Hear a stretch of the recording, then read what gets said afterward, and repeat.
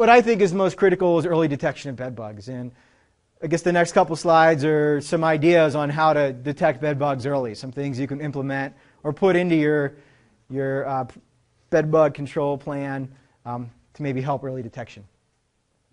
So, and this right here I think is really critical. It's that everybody should be trained.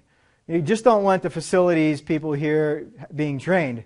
It's great because they are getting around in areas of the building that people don't normally go, and maybe they're looking at things with a more critical eye. But the bottom line is, why not have everybody trained?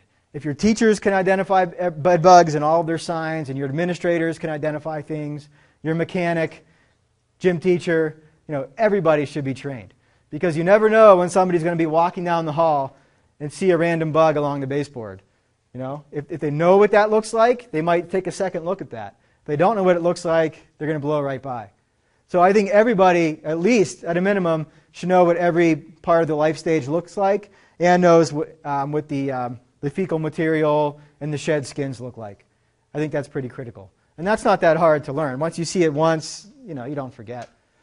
And really everybody should have an understanding of the general biology, because I think you need to know what you're up against. People see bed bugs, and to them it's just another insect. Come on in and spray, take care of it. And if that's your attitude and that's your knowledge level, you're going to fail. And what's this bottom thing say? Oh yeah, I like this one. And that's to have a couple bed bug experts within your group. So have somebody that's maybe read that book and read that other publication. They know the ins and outs of bed bug biology, and they know all about the different control options. Have a few experts on staff. So if a teacher does find them, they immediately report that to Pest, or they call up the managers. So that expert comes over and does the necessary inspection. So I think that's pretty critical. Have a few experts on staff. So just to show you guys, because you're all here, here are all the different life stages look like. Maybe you can't see these, I don't know. But the young unfed life stages, they're pretty clear. So you're probably not ever going to see these unless you're really looking close. But here's what the life stages look like. And here are these fecal spots. So the fecal material of a bed bug is almost like a black or a dark blue dye. And it just kind of comes out the rear, and it's absorbed by the cloth material. So if you can imagine getting a Sharpie and just touching it to a piece of cloth, how that would absorb it. So it kind of has that same pattern where it is following a strand. Does that make sense? So it looks like it's been absorbed. So if you see these black spots, that's a good indicator. You might be looking on the carpets or maybe on children's clothes as they come in, things like that. So know what those look like. And then finally the shed skins. That's a pretty bad picture, but if you think of, everybody knows what the shed skin of a cicada looks like, right? Maybe. Yeah, or some insect. I mean, you've seen those things stuck to the side of trees. They're almost translucent. They're kind of brown and cream colored, and you could just crush them. They're almost like paper. It'll look just like that, only smaller. So, at least. What's the real color of these then? Is it kind of a reddish color, or is it of the bed bugs? Of the spots? Like, royal dark blue to black, I would say. So they're not rust colored? I guess they could be rust colored, but I think most of the time, like right here, you can see there's a bit of a reddish hue to it. Yeah. I guess depends on the background and. That would be a wicking pattern. Wicking pattern. Anyway, if you see something like this in any color ranging from red to dark, have suspicion, I guess. Okay, and then of course, when I searched the bed I was in the morning, I found some of these shed skins actually laying around the pillowcase too. So, all kinds of stuff going on there at night I didn't even know about. So I think parents should be trained too. If you're going to have bed bugs coming into the school, there's a good chance that they're probably coming from somebody's house. So I think parents should at least be able to identify the life stages and maybe those fecal spots. Why not? So maybe you want to develop a good one-page document to send home with kids. They're probably not going to read it anyway, but maybe they will. At least that's the hope. That's probably a report card. She doesn't look too thrilled. But anyway, yeah, so maybe create a document to send home to educate parents, and that's a good prevention right up front, right? maybe you can stop it at the source. Okay, any questions on that? Again, those are just some ideas that I came up with in my brainstorming session. So prevention. As I mentioned, prevention is nearly impossible in terms of things coming in from the outside. When you have all these buses dropping off all these kids every day, they're coming from every background, every social, economic status. It doesn't matter. Maybe their parents, they travel a lot for their work, so they're going from hotel to hotel, city to city. But it doesn't matter. I mean, any household could pick up bed bugs for any reason. So, as far as kids bringing them in, it's going to happen. Maybe it's happening already and you just don't know about it. So stop the spread. I don't know how feasible this is. I'm not a teacher, but maybe you watch kids as they enter the room in the morning, and maybe just look. Maybe you're looking for those bumps on their arms or on their face. And that might be an indication that they're being fed on by bed bugs and just don't know it. Or maybe you see the fecal spots on their clothes or their backpack, or maybe you actually see the bugs on them, on their clothing. It's a possibility, not likely, but why not keep your eyes open? And then in terms of prevention here, I've seen a lot of chaotic looking, jacket closets or whatever you want to call them, coat closets. This one is pretty organized. It's keeping individual kids' stuff separate from each other. So at least my coat racks in school, everybody just crammed their jackets on. So if there were bed bugs in one of those, they could probably go into somebody else's jacket. So this is actually pretty nice right here. Nice and neat.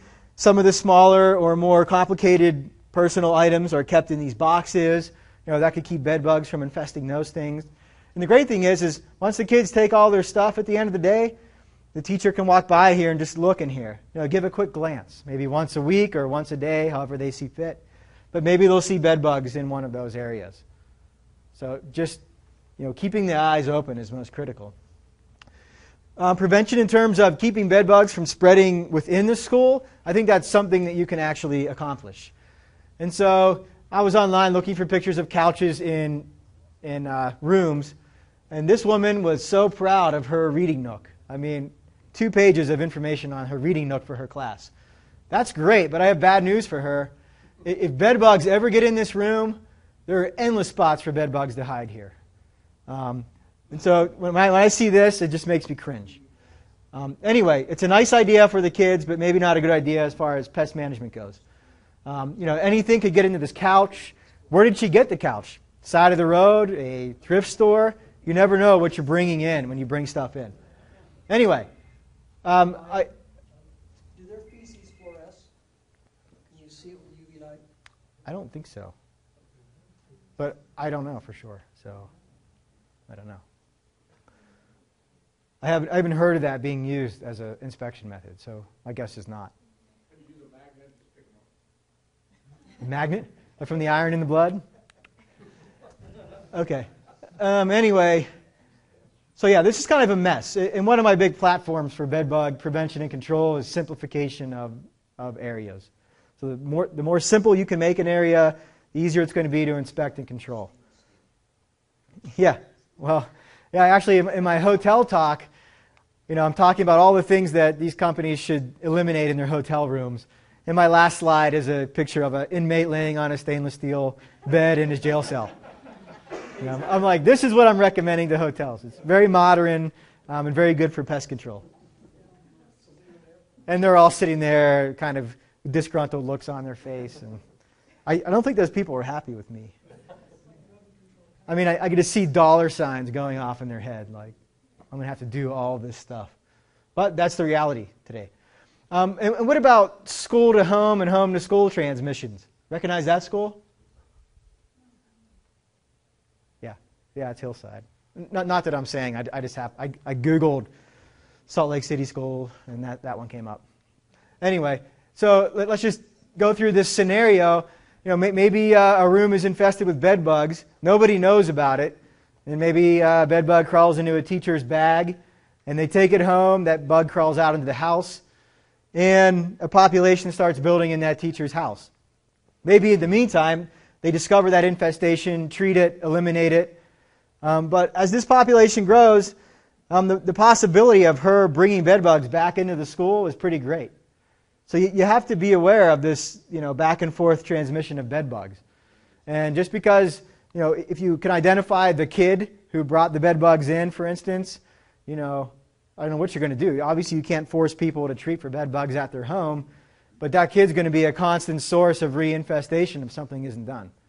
So keep that in mind. Again, simplify. Here's a nice classroom, all kinds of books and desks and nice carpets. That's a nightmare.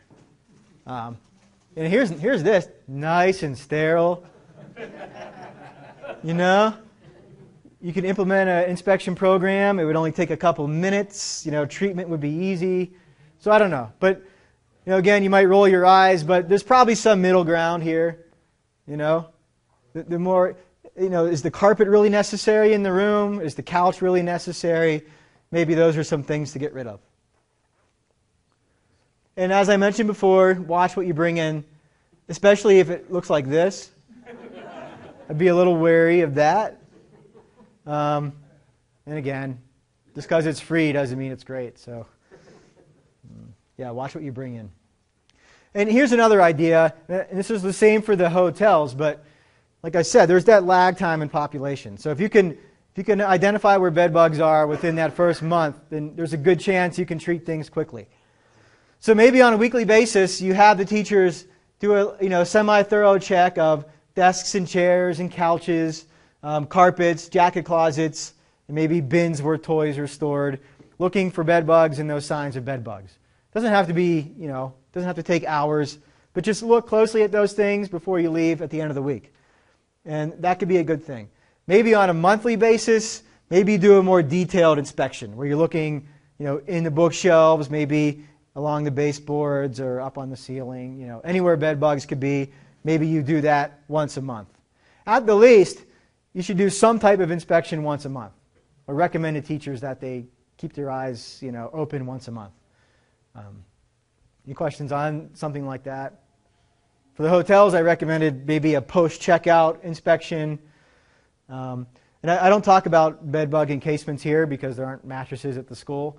But for a hotel setting or home setting, if you have these bed bug-proof mattress encasements, that makes inspection really easy because it simplifies the environment. You just have an encasement around the mattress, or you just have an encasement around the box spring. If you think about a box spring, they're hollow on the underside. There's all kinds of complicated stuff going on inside the box spring. Endless spots for bed bugs to hide. If you can encase that thing, you've simplified it. And when you go to do the inspection, you just look at the mattress, flip it, look at it. There's nothing there. Same thing with the box spring. It really increases inspection time. Anyway, sorry for that tangent. Preparedness. So there may be some things that every teacher should have in the classroom so they're able to deal with bed bugs the second they find them. And this is from that North Carolina bed bug management plan that I was talking about. And they suggested having things like, these thick garbage bags in the rooms. So if a student walks in and they see that there's a bed bug on the backpack, they might want to isolate that backpack as soon as possible. So they take out the bag, they throw the stuff in there and tie it shut. What do you do with the student? I guess the odds of the bed bugs being on the student or in the clothes are maybe slim. But what they suggest is that the teacher discreetly takes the bag and maybe looks at the student's clothes. I guess it depends how old they are, If it's a young kid, that's no problem. If it's a teenager, they might say, get the heck off me. So, I guess you don't have the right to search the student or their possessions, but I don't know. You have to do it. I don't know. You have to do it properly. Don't cause a ruckus. Anyway, they say take that stuff from them, search through their books and their paper materials, their pens and pencils, and if all that stuff is bed bug free, you give that to the student and let him go about the rest of their day. But you take that backpack. And you don't want to draw attention to the student because that could be very bad for that person's reputation, for instance. They have to go through the rest of their life being known as Bedbug Boy or something. Some kind of bad nickname. But, you could use things like bins. They actually sell these dissolvable trash bags now. And they're about $2.50 to $3 a piece. But you can put their clothes and things like that in there, and you can take them directly to the washer. And that bag will just dissolve in the washing machine. So this will reduce the chance of spreading bed bugs around during transport. Duct tape, you can duct tape the student down to the chair so they can't continue to spread bed bugs. No, but for taping bags shut and things. Or maybe you have this tarp, if like a desk is infested or a chair, you might put that chair on the tarp and then drape the tarp or pull the tarp up around it and then tape it shut until somebody gets there. Here's some other considerations for maybe on a district level. Maybe you have a storage unit like this. And what you can do is, if you find an infested piece of furniture or clothing or bags or whatever, you take it out here to the storage unit where you can either heat treat it or maybe you can fumigate it with something like Vicane gas. And you're going to have somebody specially certified to do fumigations. But the heat treatment will work just as well. And of course, it's a non-chemical approach, except these heaters are thousands of dollars, so something to consider. But maybe you have one storage unit or a couple for everywhere around the district, and you can bring infested items there. What's the kill rate for that? Kill rate? I mean, if you so the thermal death point for a bed bug is about 113 F, and so they suggest bringing the temperature up to 120 for at least 3 hours. The companies I know that are doing it, they hold it there for 6 to 7 hours for 100% kill of every part of the life stage in the egg. The companies in Utah? Yeah. One that I know of in particular that uses heat in conjunction with a bedbug dog. So I would say that maybe he can say with 98% confidence that he has eliminated an infestation, which is a pretty good. That's as good as it gets. What's that? Does that bugs get on the dog and Nah. leave or what? Nope. I'll talk about the dogs actually in a little bit here. Yeah. So you can have them used in an apartment, in a house? Yeah. Or is it They're using heat treatments in all situations. They have some drawbacks. I'll talk about them later. But yeah, the most common one, they're these huge propane burners, and they run these big kind of flexible pipes into the windows, and they do heat treatments like that. And then the whole time the heat treatment's going on, somebody has to be there. They put different thermocouples or like temperature taking devices all around the room. You have to make sure everything in the room is to 120 degrees. Because if there's one little pocket left that doesn't reach 120, then things could live. do they like inside of mattresses or Yeah. I've seen them everywhere. And so they're able to test the temperature. Yeah, that's probably where they put them, in areas they suspect there would be isolated pockets of cooler temperatures. Yeah, so this is one of the cons. The heat treatments, I guess where the one guy I know of, he talked mostly about hotel treatments. And of course, oftentimes the furniture in hotels is cheaper, and it melts the glue, and so the furniture starts falling apart. But he said oftentimes, hotel managers are just happy to get rid of the bed bugs. And that's not such a big deal if they have minor damage. One of the things that they learned the hard way, I guess, with these sprinkler systems, some of them are heat activated, and so of course it triggered the sprinklers the first time. But now they have a special thing they developed to put over top of these to keep the heat from hitting those. Right. I will talk about all of your control desires in a couple minutes. Anyway, yeah. So this is just a thing, or maybe every school has one of these. These are fairly new. They're called, I think, pack lights or pack tight, something like that. But it's a little unit about this big, and you plug it into the wall, and it does heat treatments on a small scale. So if you have one of these at the school, you find a backpack or clothes that are infested, throw them in here, do the heat treatment for a few hours, things are sterilized as far as bed bugs go. Or maybe you could do something, of course this is the chemical approach, and you have to follow the label. But another thing that publication talks about is using a bin or a garbage bag like that and throwing one of these pest strips in there as a sort of a fumigation technique. So on a small scale, you could do a fumigation using the no pest strip, and you have to keep it in there for like 3 days. The chemical in here is dichlorvos, and that's a pretty potent organophosphate. I believe organophosphate, yes. So yeah, pretty toxic chemical. And they say that that thing can be pretty well misused because anybody can buy these things at a store. So some people might misuse them in that they will throw them underneath their bed or maybe put them under their pillow or maybe make a necklace. I don't know. Yeah. So, misuse can happen like that with this. So definitely read the label on this. That's just another option. This, of course, is probably the more integrated pest management way to go right here, using a non-chemical treatment. And why not? These are about $350 to $400. So again, kind of expensive, but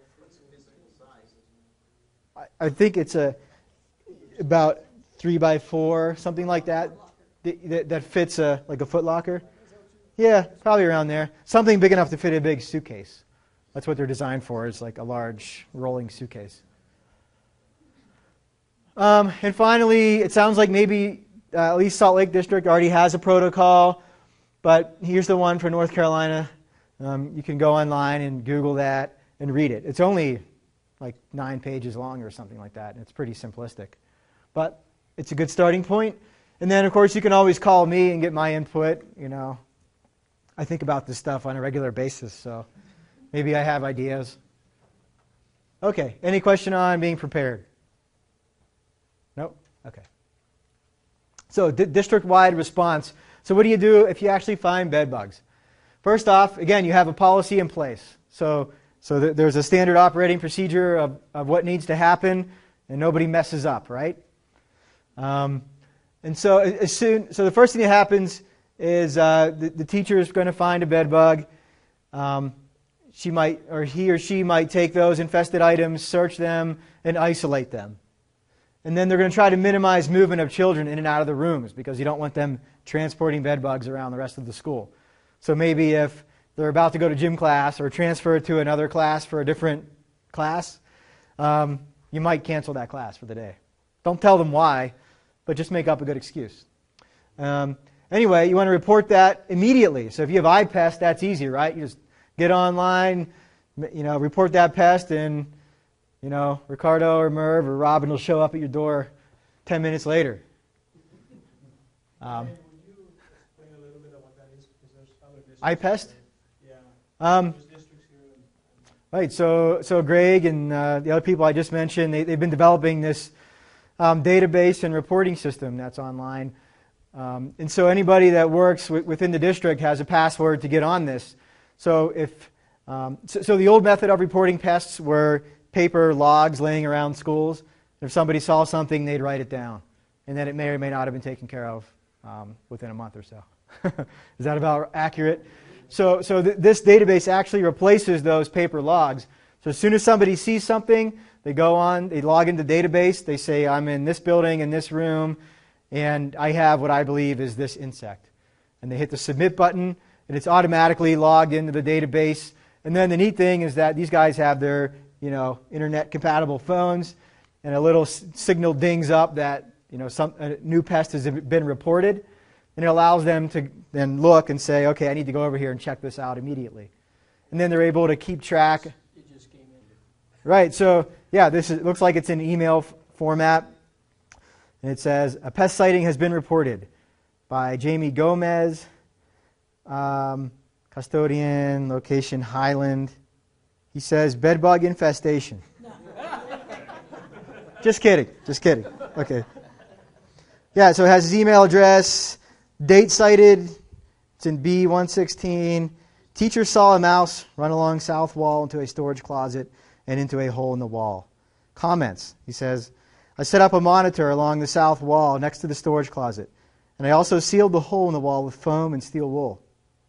So, they've already begun implementing their IPM strategies. There was nothing chemical about this. They patched the hole in the wall, which is a great start. But he hasn't. Right, I had that happen in my house this year. How long was it then before the order of the file? I would say it's about 2 weeks probably. They dry out in 4. Yeah. My hope is that they would desiccate or but Right. I mean, yeah, I had a little mouse problem at the beginning of the year or beginning of winter. And it's kind of humbling when you actually have to use IPM yourself, because I talk about it all the time, but I don't have pest problems, so I I never have to use any of this stuff. But I was standing in my kitchen looking in the pantry and realizing that there was, fecal stuff everywhere. And I'm like, well, Aaron, we have to use IPM. And so we did. We went out to the store. We bought storage containers. We cleaned everything. We Cloroxed everything, cleaned it all down. I tried to find every entry point in the house, and I filled it with foam or caulking. And I did all these things, and our mouse problems are gone now. But I also used baits. I used the rodenticide baits. So, yeah, I bought 3 different kinds of traps, and none of them worked. So just really smart. I don't know. You have to bait them. Peanut butter. Am I supposed to put something on them? Oh. Roll grain in the peanut butter. Does that just make it harder so they set off a trap? Or? Okay. Well, we'll talk about it. But anyway, yeah, like she said, I did have a mouse die in my downstairs ceiling, and it was like, do I cut through the drywall or do I just let it go? Glade air freshener. I just let it go. And what I saw next to the window was just a whole pile of flies, So I thought that was pretty neat. Again, as an entomologist, that kind of stuff gets me psyched up. But it's like, yeah. Anyway, so we all understand what iPest is. You can actually go online and view the public end of it if you want. And the neat thing about it is it has, they have all the most common pests you might encounter. And you can look through pictures of them.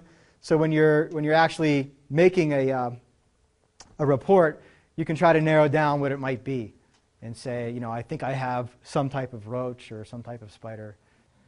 Okay.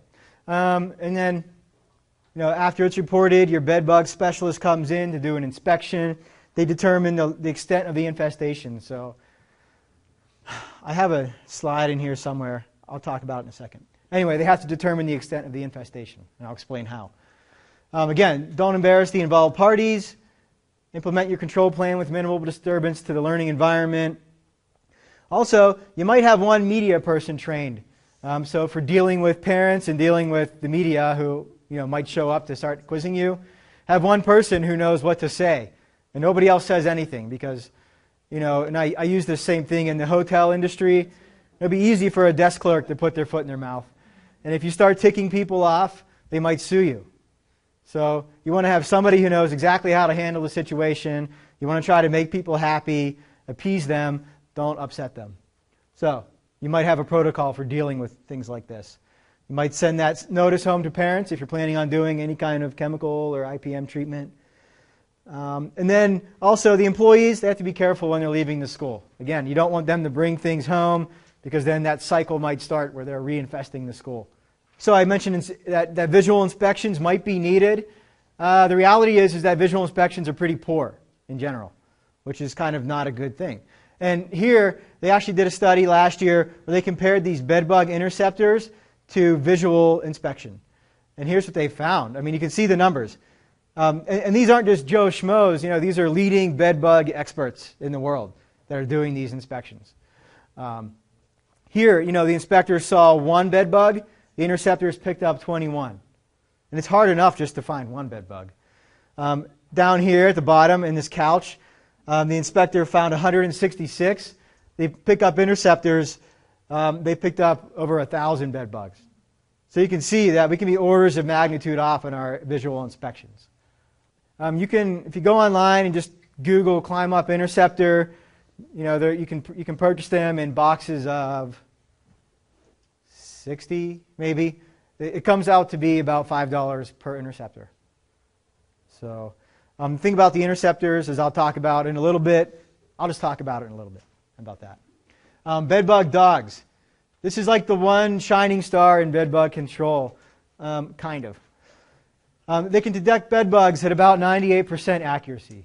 So that's about as good as it gets. Way better than a human inspection. They have a 0% false positive rate on living adults, which is good. The really amazing thing is that some of these bedbugs are actually trained to tell the difference between a living bedbug and a dead bedbug, and to tell the difference between a viable egg and a non-viable egg. So how about that? But you pay for it. Okay, the dogs are between $10,000 and $15,000 to purchase. You fly out to the trainers and they train you for a few weeks. You come back. And the dog really has to be trained on a daily basis. So you have to have living bed bugs. You train the dog daily to be able to recognize living bed bugs and living eggs.